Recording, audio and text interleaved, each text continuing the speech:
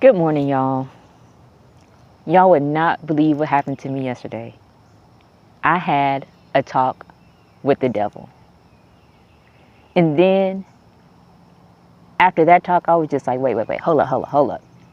Then I went and had a talk with obsession. And then backdoored that with a talk to God. And you would not believe how this conversation went. And it's kind of crazy because a couple of weeks ago, I was going to put out an audio. I didn't follow my intuition. I didn't do what I was guided to do. So that video is not there. But it was going to be called a plot twist. And it was going to be respect the devil. But I didn't put that out. But today, I'm telling y'all about the conversation I had yesterday evening with the devil. So I was sitting at my spot in nature, and I'm back here again this morning because I love to be here. Today I'm by the water. Yesterday when I was having the talk with the devil, I wasn't in the spot by the water. I was just, with the trees or whatever. And so I was sitting there and I was contemplating. And then as I was about to leave, I was like, you know what? I'm going to pull out my tarot cards and I'm going to see what type of messages I can pick up about this devil energy. So I picked up the cards and I wrote my question down and I said, what is the devil energy? And I start to shuffle. And then the way I do things, I always let the cards present themselves, like the one that stands out alone. And so I got the card that stood out alone. I picked it up and it was the card of the devil. And I was like, oh shit. Here we go already. I'm like, it's 72 freaking cards in the whole deck. I literally asked a question about the devil energy. And out of all the cards in the whole entire deck, the actual devil card presents itself. So I'll go ahead and I examine it. And I listen for the intuition that comes out for it. And the first response to my question about what is the devil energy? And I got, the devil comes to burn you in hopes that you'll let go of something that's trapping you. And then the next statement says, it burns you when your intuition and thoughts are confused and confining and taking you off your path. And then the next comment said, it tries to scare you away from the wrong path. And then, so I was like, man, that's deep. And I already have somewhat of an understanding of these things because I also understand kind of the energy of astrology and stuff like that. And I had a little conversation or understanding of Pluto, which is about death and transformation. And for the last year that I was in Maryland, I'm no longer in Maryland, but the last year that I was there, I had wrote out a sticky note and posted it to on my nightstand to where I see it. Well, I was just thanking Pluto. And what I said was, thank you for coming to kill, steal, and destroy everything that does not belong on my path, but I was too afraid to let go of. So yes, that Pluto energy, that what we might consider a devil energy, does come to kill, steal, and destroy. But it's coming to steal, kill, and destroy everything that doesn't belong on your path or that you're not ready to have on your path right now. So I want y'all to pay attention to that, because there's people that might say that tarot is not good, tarot is not bad. But what I have been knowing is that it's just a tool that's not good nor bad. It depends on the intention of the person using it, just like the Bible, which is why I don't do religion. I like the Bible, but I don't like religion because religion makes it seem like the devil is bad. But we're about to go a little bit deeper on that. So after I got those 3 comments of what the devil energy is actually here to do, I said, okay, well, thank you, devil, for everything you're doing, for being the quote unquote bad parent, the tough one that knows the importance of structure, the one that hurts you or punishes you in order to prevent you from worse pain. Like it's trying to stop you before you get even worse, before you hug the cactus even tighter. It's like, no, feel this pain so you can stop. It's going to get worse if you don't quit, right? So then I was like, okay, my mind is blown already, right?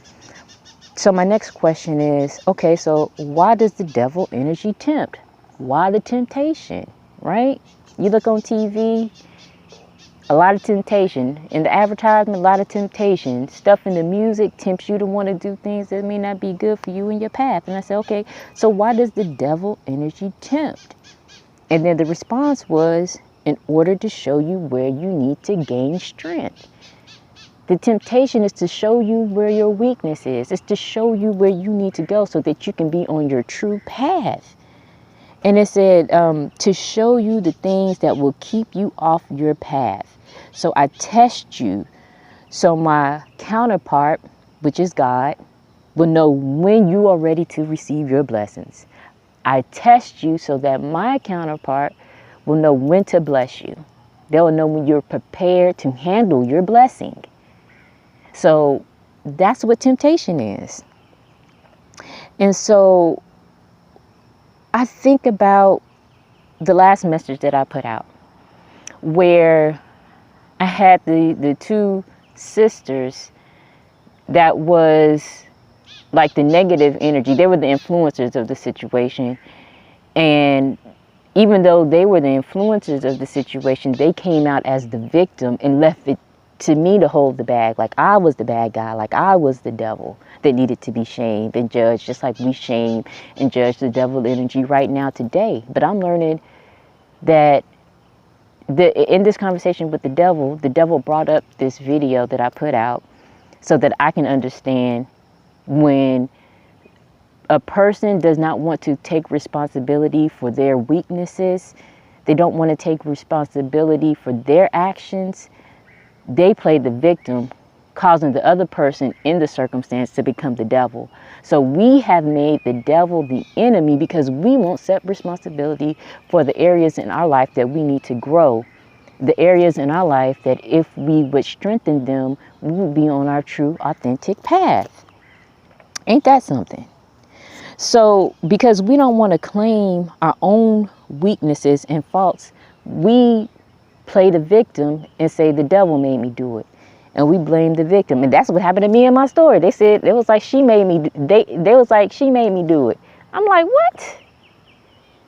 Okay, but anyway, and that's what the devil be like, because I started in this conversation, the devil started talking to me like a homegirl. Like, yes, I be trying to help these people out. And because they won't accept responsibility, they're going to call me the devil. They're going to call me evil instead of understanding that the weakness is within them. So it's the blame game. And the devil is a she. And the reason why I'm saying the devil is a she is because if you look at electricity or even the cells in our body, the makeup of the cells in our body, or even a AA battery, you'll see there's a plus charge and there's a negative charge. The plus charge is like the masculine energy. It pushes out, it seeks, it goes forward. And the feminine energy is the negative energy because it attracts, it magnetizes, it, brings to it. So it's the pull, and the masculine energy is the push. So the devil is actually a feminine energy. So, and that's why it can tempt you. It uses temptation because it attracts you to your weaknesses. And please understand that when you're not accepting your weaknesses, it's just a symbolization of you not healing childhood trauma. And it's the childhood trauma that you have that has created the weaknesses, that we have. And then the devil went on to, she went further to say, just like the world keeps on spinning, whether you had a good day or a bad day, the gravitational pull of the planet makes it keep spinning no matter what. She said you can walk with it, hop with it, skip to the loo with it, she said. Or you can get drug over the hot coals with it. But you will stay on your path. It's your choice. You're going one way or the other. Just like the world won't stop, you won't stop. So you better do what you can to get strong in the places where you are weak. Because I've always told people, even people that are like negative and stuff like that. I was telling a coworker a few years back, she was very sneaky and manipulative, and I told her, astrologically speaking, you can never not be living your purpose. And I wasn't trying to encourage her to continue to be manipulative and stuff like that. But when the devil was saying that, you know, you can get drug on your path and drug over hot coals down your path, that's like, you know, anxiety and depression. So you can learn the lesson, which is you can learn about who you truly are through going through a lot of dark nights of the soul, which is anxiety, oppression, and mental conflict. Or you can get strong in the places where you are weak. You can accept responsibility and strengthen yourself and get onto your authentic path, which is you being authentically you. That's all that means. And then you can have more freedom, like you can walk down the path, you can run, hop, skip, jump, you know, all that. Have fun with it, you know, dance down your path like you're in a parade, you know, get the batons and twirl with it if you want to. I used to twirl, so that's why I got to twirl with it. So however you want to do it. And then I was just like, okay, so the temptation is to show us where we need to get strong so that we can authentically be on our path. And then I said, okay, well, what is obsession? And then the card that came out is the Nine of Cups. And a lot of times people say the Nine of Cups represents a Sagittarius energy. And this is about fulfillment. So obsession is about trying to find a way to have all of your emotional cups filled. 9 is a number of completion, right? So the obsession, like I said, is about having all of your emotional cups fulfilled. Now, if you fill those cups with negativity, that gives you a toxic obsession, and it brings imbalance and fakeness. But if you fill those cups with positivity, it gives you a healthy obsession of being true to yourself and balance and authenticity. So if someone is filling their cups in a negative way, it's fake, it's obsessive, it's toxic, and it's out of balance. But when they fill it in a positive way, it's healthy, it's balanced, and it's authentic to the individual as they are here to be, as their own true perspective, which is the name of my channel. And I said, okay. So what is the God energy? Because, hell, that Nine of Cups, you know, I thought that was like gonna be the best. But no, it's the Ten of Cups. So the God energy brought out the Ten of Cups. And basically what that is you have the 9 cups that was in the fulfillment, which is with the obsession. But then you have an extra cup, which equals 10. But we know 10 is just a number 1 with a circle. That circle represents a protection. So, and I like that, because it's a person that I know that's a 9 of Cups. They have Sagittarius energy, and they acting like, you know, they the head of the, you know, they the top of the hill. But I got the 10 of Cups energy, because the 10 of Cups energy represents Pisces in astrology. And not only that, but I have Mars in the 12th house, which is the house of Pisces. So I'm like, okay, somebody up in here might be some wish fulfillment. We might got some real God energy up in here. So